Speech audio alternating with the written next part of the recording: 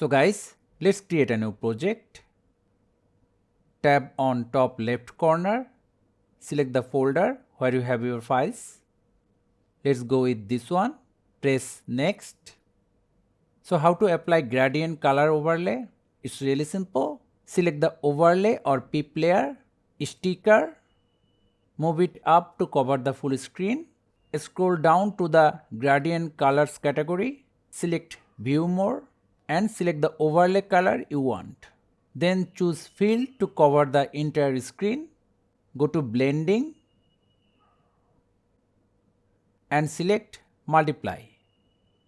Finally, if you want to change the colors again, go to the color option and select the color you want. That's all. So thank you guys for watching. Have a good day.